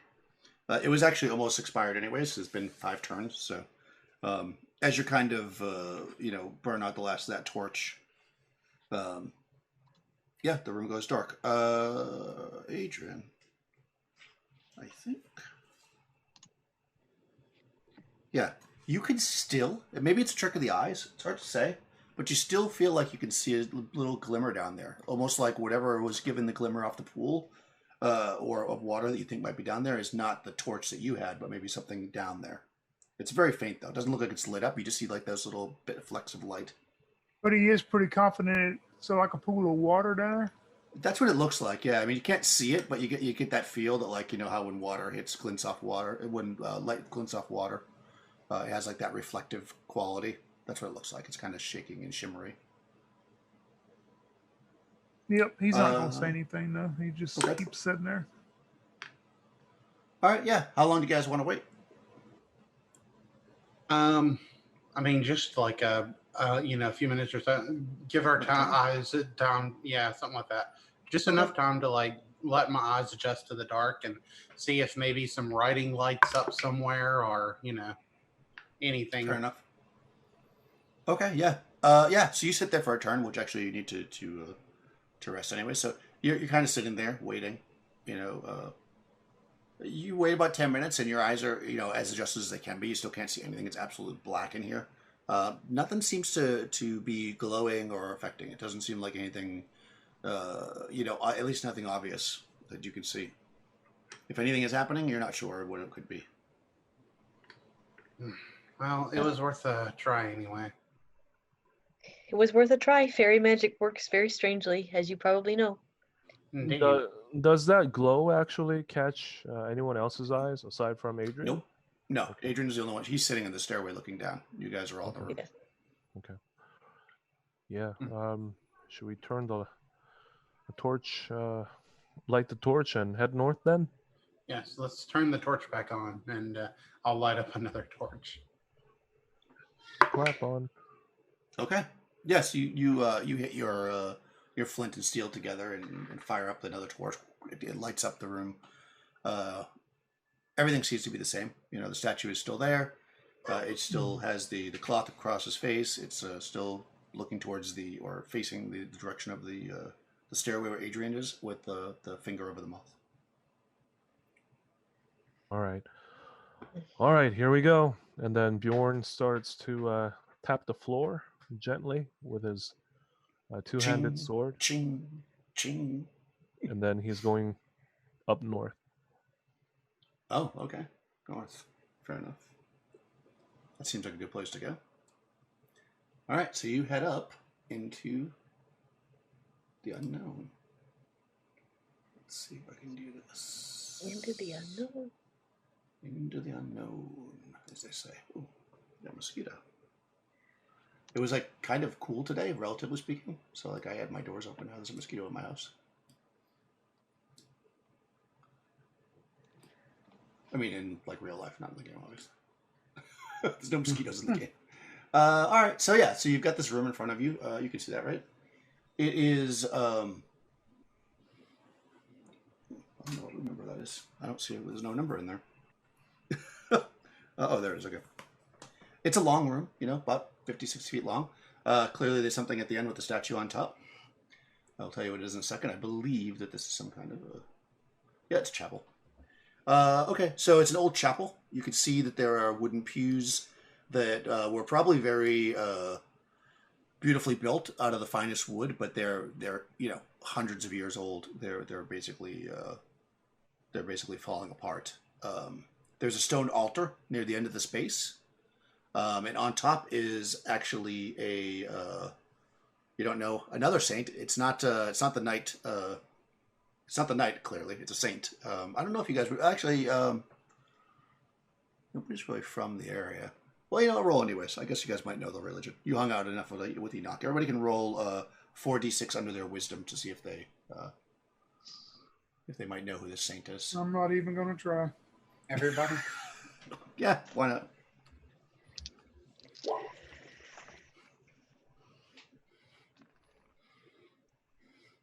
Oh, man. That'd be a good character roll right there. A good roll for ability score. Anybody get it? Yeah. I failed by 1. Okay, yeah. So you don't know. I mean, it's clear that it's some kind of a saint.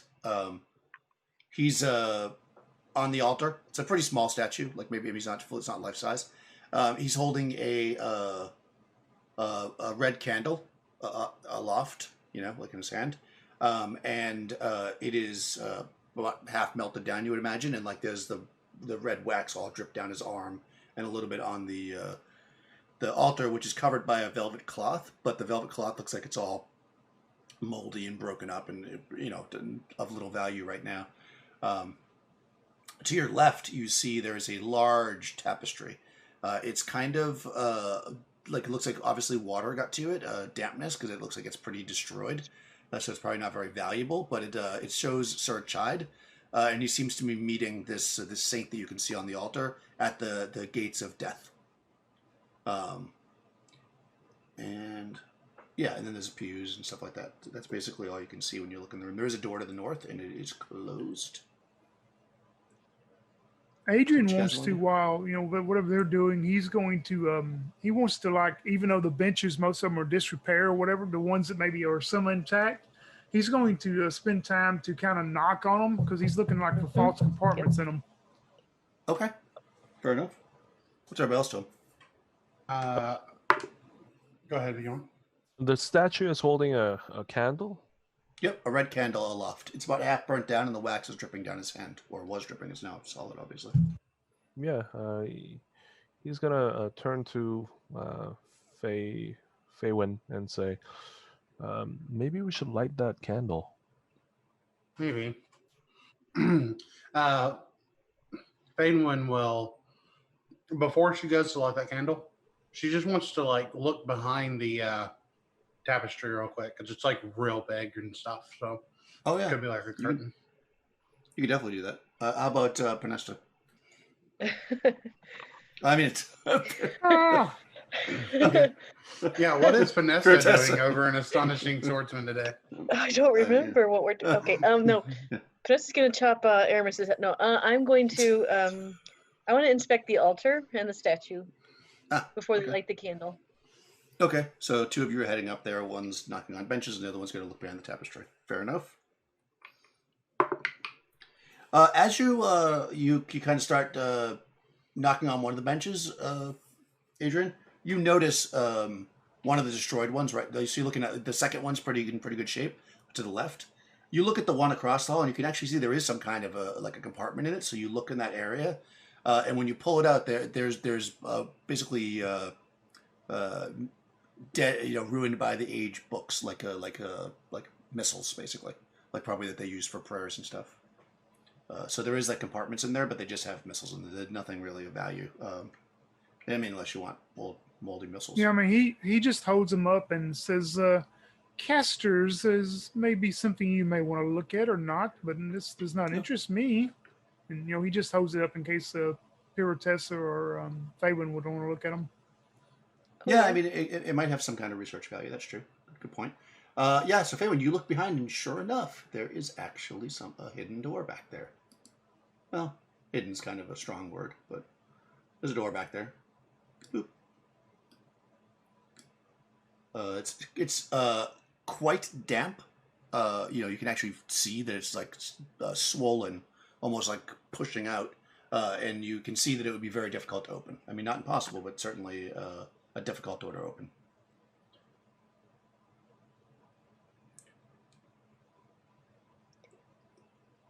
And at the altar,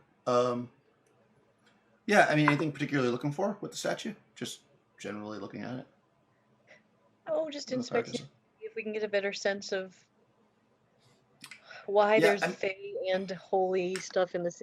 Just kind of just looking for anything unusual.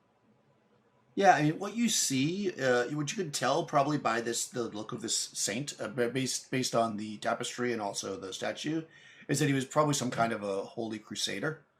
He's not, wearing robes. He's like in basically an armor with a sword on his side. He's very bold, with a big old mustache. So you can tell that he's probably with some kind of crusader. The tapestry doesn't have any kind of fey references, though. That's the death for mortals that Surfshad is meaning. Yeah, and then of course it has the candle. So yeah, I don't. If you want to further explore the candle or the door that Feywind found, or the missiles, or the door to the north, let me know what you guys want to do. Did we find anything underneath the altar? No, not under it. Okay. Just what's described. There's basically like a cloth on there that's gone to ruin. A statue which is made of like granite as part of the same material as the altar, and then this candle. Can we light that candle? I mean, yeah, sure, why not? Yep. We light the candle. Yep. All right. Da-da-da-da. Yeah, it's always important as a D&D player to light every candle that you. No, so you light the candle, and actually, what happens is, strangely, or maybe not strangely, you feel a great wind blow through the room, and it brings actually the smell of open fields and grass in the spring, and you hear the distant cries of battle and horses and the clash of armor, and then it dies down and it's quiet again, and the candle burns out. It's incredible. It's like as if I was there in the battlefield. Well, this saint looks like some sort of crusader, so it's all coming together. Should we head up north? Well, I You want to don't look want at to those explore missiles. this door? Yeah, I would head back over towards Adrian and Faywin, and if you want, like, I could look at those missiles, maybe.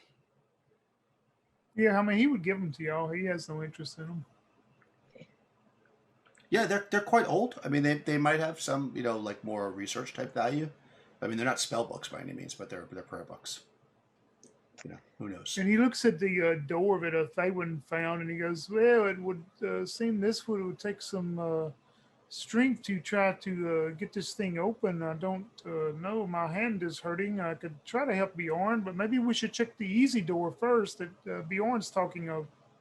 Yeah, Huh? Bjorn looks at that door and says, I feel like there's some water behind this. Maybe maybe if we open the door, it could flood the room. We do not want that. Yeah, just a guess. But Yeah, what's your wisdom? my wisdom is 11. Oh, okay, good. Yeah, so you, all right, you're going to the north? Yep. Very carefully. All right. This door here is unlocked. So you can just open it up if you want. Yeah, What he do you do?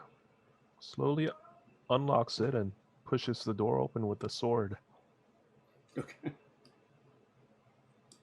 Yeah, and you see a hallway going down about 30 feet and then turns to the side. It's just like everything else in this place. It's kind of damp. You can see water dripping down the sides of it. It's dark and musty. You don't really. It smells of smells of mold, basically. Like, are there like cracks in the ceiling? Well, I mean, it's a stone structure, like stacked stone. So it's not. Yeah, I mean, there's cracks between the stone. Yeah. Okay. Like, I mean, but there's no obvious place where this water would be coming from. I mean, I'm just saying, like, Yeah, because I it's mean, wet in here, but we're not like under a lake or something like that. no, you're definitely not under a lake. It is late autumn, and it's been raining a bit. So, I mean, this tomb, although you might not know that, maybe the others will tell you, is somewhat somewhere near 900 years old. So, Mm-hmm. it doesn't have modern caulking and stuff. All right. Can I scrape a little of the mold to keep for experimenting? Yeah, of course. All right. Yep, I would do that. Yeah. Mold Yeah, this mold scrape. looks kind of normal. I mean, if you go back to the first room, you got that like really thick yellow mold. It's not yellow mold, but like yellow furry mold. This mold looks kind of normal, but you can certainly take some. I mean, there's no reason not to. Yellow mold, we're all dead. Yeah, exactly. It's not that kind of yellow mold. Yeah. Yeah. Bjorn's- Go ahead.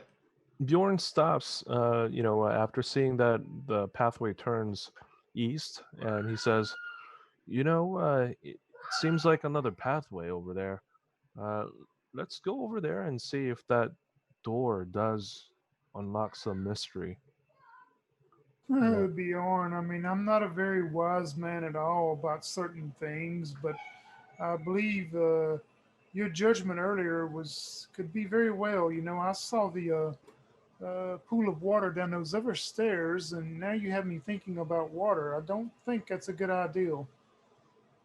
Yeah, but I'm wondering, why would anybody hide a door behind the tapestry unless something uh, worthwhile is behind that door?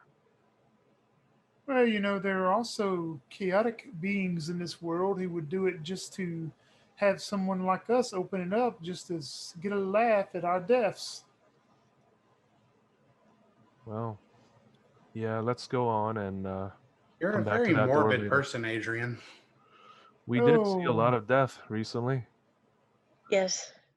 but at least, yes, continue up at least to look around the corner. We may look around the corner and may not like that either. All right.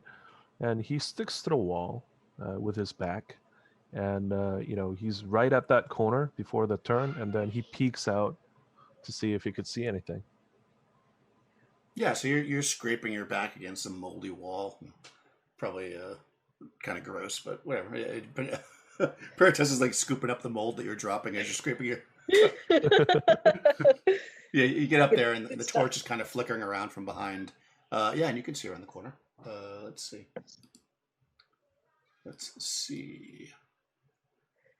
It seems like it goes down. I mean, you can just. This is obviously darker in this area because, ooh, something happened to the stream. You guys can still hear me, right? Yep. Yes. Yeah. Okay. That's weird. Okay. What I was gonna say is it opens up into a room. It's darker in that, like, I exposed all the ways down, but the way you're standing with the torch around the corner, you can barely make out that it opens up into a room. Yeah, he turns the corner and continues on, tapping the floor. Cool.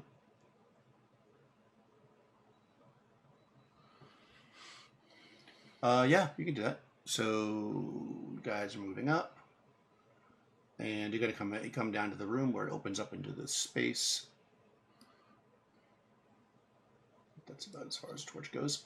You can see the room's quite big. I mean, you can actually see that it breaks off into a corridor here, but you can't really see without walking out into it. And the room is, maybe a little bit bigger than you can actually see with your. Actually, I guess you could probably just barely see up here. There's a couple of statues up here of hounds, and let's see. Statues of hounds. Hounds, dogs, Okay. hounds, like hunting hounds. Where's the hound? Where is the hounds exactly? I mean, it was a night. Yep. Let's see. Is this one? Nope. I got the wrong number on that one. What are those circular things? Yeah, The I'm statue of sorry. the... I looked up the wrong thing. I was like, that doesn't make any sense. Let's see. Okay, there's pillars. Those are pillars in the center. There is a high relief of the war against the Fae. So basically, you see combat. Men slaughtering The elves, basically, or the fae, as it would be. Hmm. The And they go from floor to ceiling. Yep, they go from floor to ceiling. Let's see. There are doors. So, like I said, there's the stone hounds. They're huge. They're about 6 foot tall. They are chained with a massive iron chain to the floor in front of this door here. I guess you could probably see that. So they're kind of chained in front of the door. Down here, as you're kind of showing your torch, is also another door. And of course, this is a tunnel off to the side. Yeah, it looks like this room is again quite dusty and dirty, as the other room's wet and damp. You see these statues of these hounds at one end, chained with a large rusty chain to a huge double door made of stone.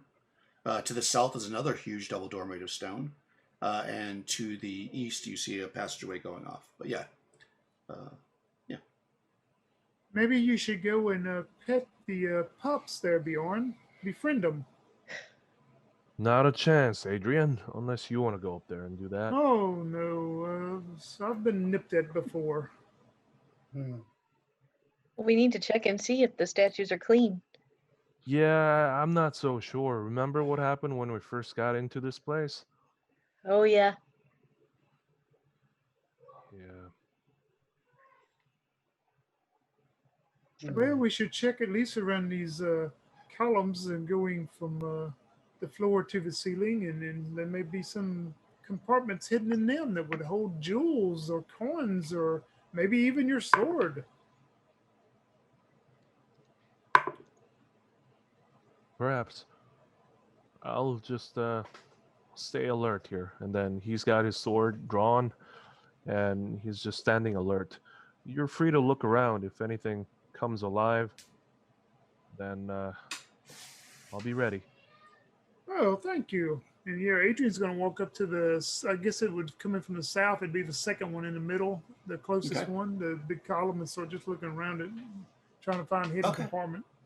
Fair enough. What's everybody else doing? I do want to go. Go ahead. I'm sorry. No, go ahead, Crystal. Oh, I was gonna ask Adrian if he needs a light because I would like to look at the door to the south, see if there's any writing on it or anything. Yeah, I mean, is it big enough? We will need a couple another light source. Yeah. If you wanna actually do inspection, you'll need. And she walks down there. You'll be at the end of the light. You could stand there and not be in the dark, but it'll be hard for you to really see. He's If you going go to any see if further north- Bjorn will hold a torch for him. Yeah, since he's got a hurt hand, he's going to see if Bjorn will hold a torch for him. Yeah, Bjorn's gonna stow the two-handed sword and take out his little sling, and on the other hand, he's gonna use that torch. Okay. So, yeah.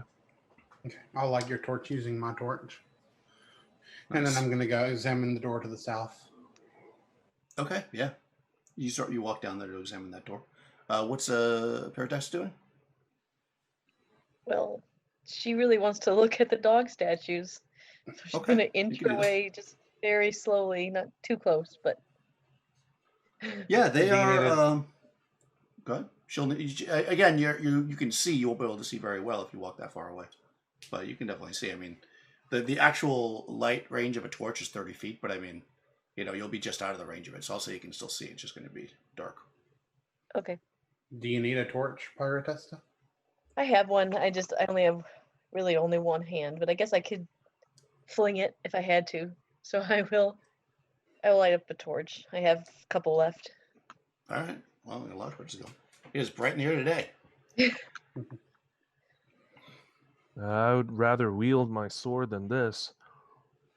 Well, give it to me. I mean, I can probably hold the torch in my hurt hand, at least that. All right.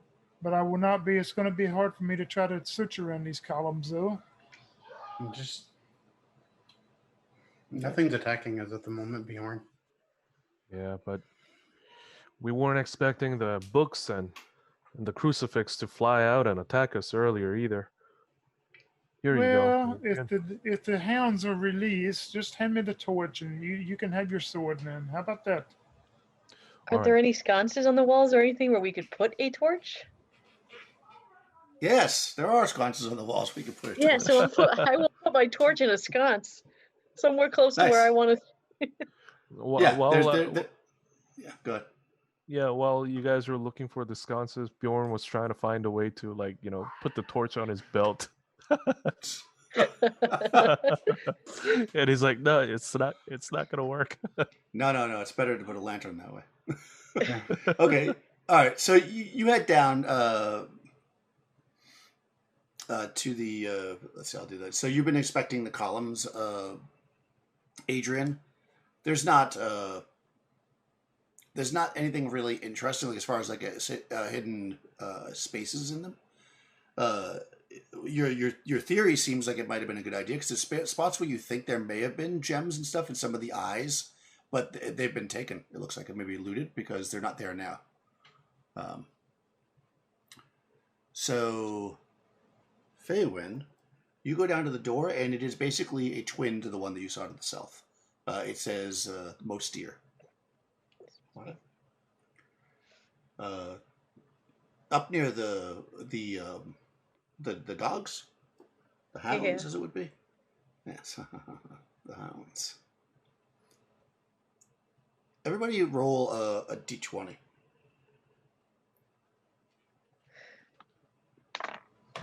Unmodified? Yeah, just a regular d20. 5. 11. Not 20. Oh, excellent. How about Faywin? 13. Okay, good, very good. All right, yeah. So you're heading up towards the hounds. Bjorn, there's something that draws your attention. You turn behind you, and you see standing at the corner there. If you look back to the west at that corner, a woman. She's, well, I mean, she looks very much like the statue that you saw, except she's not made out of marble. Clearly, she is actually mostly transparent. She's quite stunning, and has a small star on her brow. She's kind of floating just barely off the ground, and she has these like beautiful gowns that are kind of almost like the wind is lifting them, although there's no wind in here. And she says, the ring is what holds the key to my eternal salvation. And then before you could like say anything or call out to the others or whatever, she's gone. Disappeared into the mist. So while you're thinking about that, yeah, the hounds are the hounds are nice. The hounds are made out of it looks like they're made out of granite, I believe. They are large and very, very, very detailed. Like you can actually see, like when you come close to it with your torch, like you can actually see like the bristles of hair on them. And they have big iron collars with this large chain rolling back to the door that has these big, places where it's attached. Okay. And the door, since you're up there, the door has writing on it. The door is massive stone, as I mentioned. It's smooth, though. It has an inscription. The inscription says, "Call to the companions." Call to the companions. That's what it says. That sounds totally safe and not at all ominous. So, I'll go grab my torch off the wall and go back to the group and say, well, did anybody else see that apparition? Did. Yeah, no, nobody saw it, just Bjorn. Oh, okay. Yeah. I'm sorry, did I say Paratessa? It was Bjorn who saw it. Oh, Bjorn who saw it. Oh, I'm sorry. Yeah, only Bjorn saw it. Yeah. Okay. I got confused because you were... Yeah, I just got confused. Yeah, I misunderstood too. I thought it was Paratessa that saw it. Oh. Yeah. Oh, I'm sorry. Okay, roll back. No, it was Bjorn, because it was in the corner there. So yeah, nobody else would have seen it. Yeah, Bjorn, once the group is gathered, he's going to relay that information. He says, I saw an apparition of a beautiful lady. It won't be the who first time today. who I assume is the Lady of the Woods, the betrothed of Sir Chide. She told me of the ring. She said that the ring is the key to her salvation. Well, Well, that's what our once famous leader said also, was it it not? was. And then you told us about the Moonstone ring, Bjorn, and yeah. It would lie within the chamber of Sir Chide, I would assume, along with his sword. Well, I was looking at the hound statues, which are very, very lifelike. So I didn't touch them. But it says on the door up there, and I'll point at this door, call to the companions. And it makes me think the doors and the dogs and the chains. Somehow we have to get the dogs to open the doors. But I Yeah. don't know if I really want to wake them up. Do you think the companions mean the dogs? That's what I think. I'm not sure. Maybe we'll see something else that changes my mind. But for now, it said call to the companions. And the chains were attached to the doors, right, Daniel? Yeah, the chains are attached to Yeah. the doors. Yep. Yeah. Okay.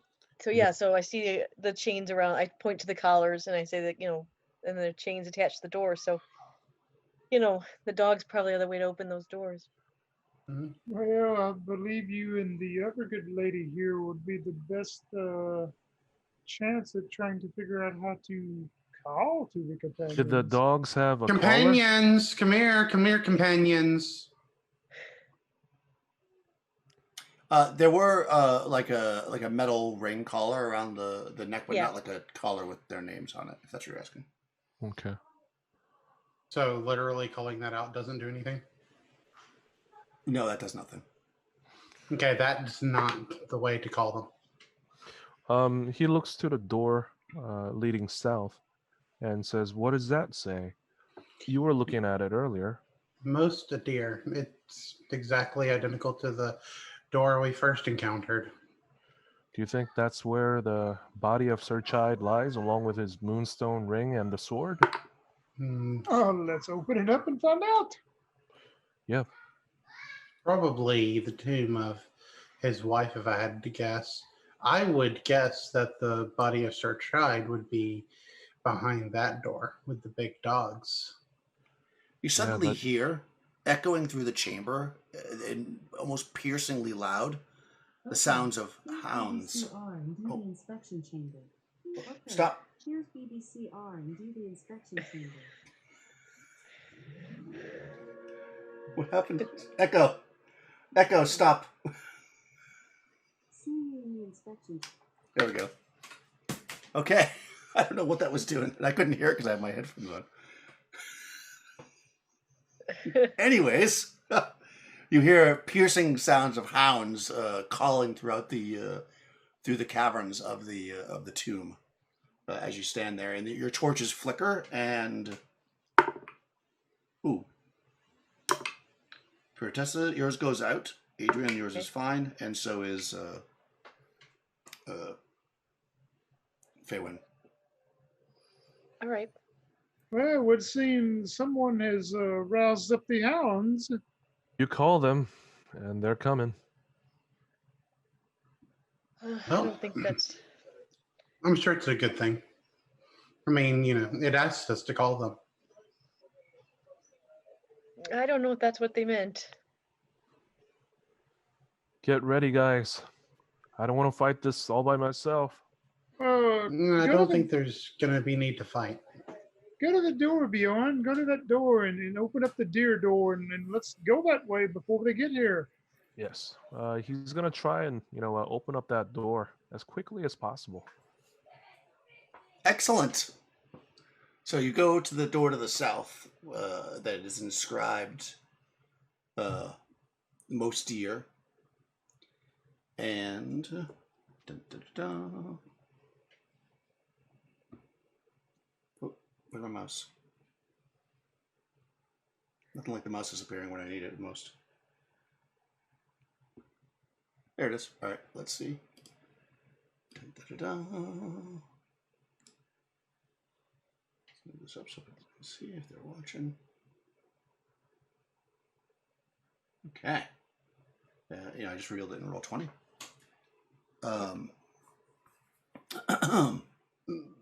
And I quote. No, I'm just kidding. There's not much to quote in this one. Let's see. That is area number 8. I don't know why the map doesn't have numbers on it. Let's see. Oh, it's already there after I just flipped it through. Okay, so right. So the door was marked the most dear. You open it up, and in it, you see the following. Okay, let me just look at it so I can describe it. Okay, so you've got these doors, right? You see the door you just came through. You see doors way down at the other end, of course, which are clearly the other doors. There are 5 caskets in here, or sarcophagi. 2 of which, the ones to the left side, if you're looking at it, are open. There is a huge gash in the floor and the ceiling, and dripping from the ceiling is this kind of like purpley, slightly glowing goo.